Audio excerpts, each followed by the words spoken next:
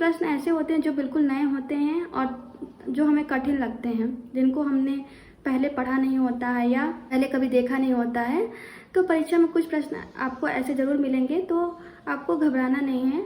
जो इजी प्रश्न होते हैं वो सभी के लिए इजी प्रश्न होते हैं, वो सभी को आते हैं, ये नहीं कि केवल आपको आते हैं। हेलो आप सभी को।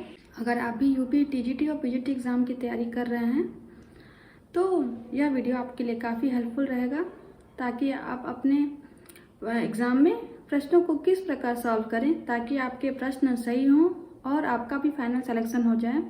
और आखिर मैंने किस प्रकार प्रश्नों को सॉल्व किया था, मेरे प्रश्नों को सॉल्व करने का तरीका क्या था, जिससे मैंने सिलेक्शन लिया है एग्ज़ाम में यूपी पीजीटी 2021 में। तो मैं अपने कुछ अनुभव आपके साथ शेयर करना चाहती हूँ ताकि आपका भी फाइनल सिलेक्शन हो जाए और आप भी इस एग्ज़ाम में अधिक प्रश्नों को सॉल्व कर पाएँ। तो जैसा कि आपको पता है कि यूपी पीजीटी और टीजीटी एग्ज़ाम के लिए काफ़ी कम समय रह गया है और टीजीटी एग्ज़ाम के लिए कुछ दिन रह गया है, तो हम अपनी तैयारी किस प्रकार करें और प्रश्नों को सॉल्व करने का हमारा तरीका क्या होना चाहिए परीक्षा में। तो जैसे कि और पीजीटी एग्ज़ाम में 125 प्रश्न आते हैं, जिनमें से आपको टारगेट बना के चलना है कि हमको कम से कम 115 या 120 प्रश्न हम सही करके आएँ। ठीक है, आपको इतना टारगेट बना लेना है कि 115 से 125 प्रश्न आप सही करके आएँ, क्योंकि आपको पता है कि कोई भी एग्ज़ाम हो, अगर कुछ ना कुछ 90 प्रश्न होंगे जो हमें आसान लगेंगे और जो बहुत इजी होंगे, जिनको हम देखते ही सॉल्व कर सकते हैं और हमें पता लग जाएगा कि हाँ इसका यही विकल्प होगा। तो वो प्रश्न बहुत इजी होंगे, उनको आप आसानी से सॉल्व करेंगे और उनको सॉल्व करने में बहुत कम समय लगेगा आपको। तो सबसे पहले उन प्रश्नों को सॉल्व करना है जो इजी हों, जिनका पता हो आपको कि 100% इस प्रश्न का यही उत्तर होगा, तो उन प्रश्नों को आप सॉल्व कर लीजिए। उसके बाद कुछ प्रश्न ऐसे होंगे जिनको करने में थोड़ी सी परेशानी हो सकती है या थोड़ा डाउट हो सकता है आपको। कुछ प्रश्न ऐसे होंगे जिनमें आपको लगेगा कि 2 विकल्पों में से चयन करने में आपको परेशानी होगी, तो उन प्रश्नों को आपको समय देना है। थोड़ा समय देकर उन प्रश्नों को अपने ज्ञान के आधार पर सॉल्व करें, तो वो प्रश्न भी सही हो जाएंगे।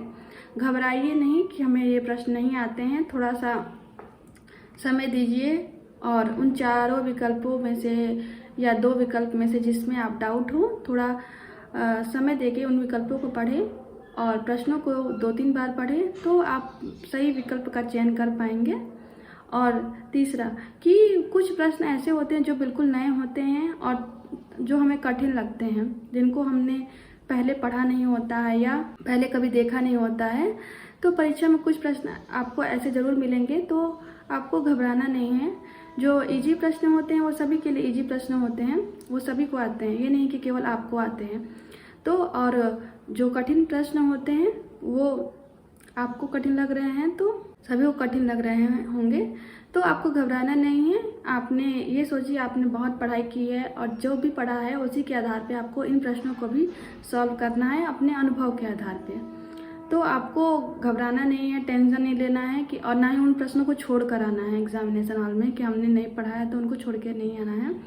तो आप अपने ज्ञान के आधार पे और प्रश्नों को 3 से 4 बार पढ़िए और आपको उनमें से जो भी विकल्प सही लगे आप उनका चयन कीजिए और सही विकल्प का चयन कीजिए और इन कठिन प्रश्नों को थोड़ा समय देकर आराम से सॉल्व कीजिए, ताकि ये प्रश्न आपके गलत ना हो। क्योंकि अगर आपका प्रश्न सही होंगे तो आपका सिलेक्शन के चांस बढ़ जाएंगे और आपका सिलेक्शन हो जाएगा और आप भी टीचर बन पाएंगे। तो ज़्यादा से कोशिश कीजिए कि जो प्रश्न कठिन हो या जिन प्रश्नों में डाउट हो, आप उसको थोड़ा समय लेके आराम से सॉल्व कीजिए। घबराए नहीं, डरे नहीं कि नहीं हम ही को नहीं आ रहा है। जो कठिन प्रश्न होते हैं सबके लिए कठिन होते हैं, तो वही है कि आपको आराम से उन प्रश्नों को सॉल्व करना है, घबराना नहीं है, गलत उत्तर नहीं लगा के आना है एग्जामिनेशन हॉल में।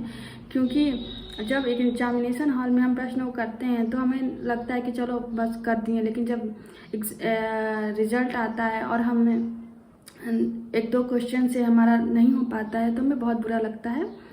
तो इसलिए आपको समय देके सभी प्रश्नों को आराम से सॉल्व करना है, जल्दीबाजी नहीं करनी है, क्योंकि परीक्षा के लिए लगभग 2 घंटे मिले होते हैं तो उन 2 घंटे में हमको 125 प्रश्न करने होते हैं।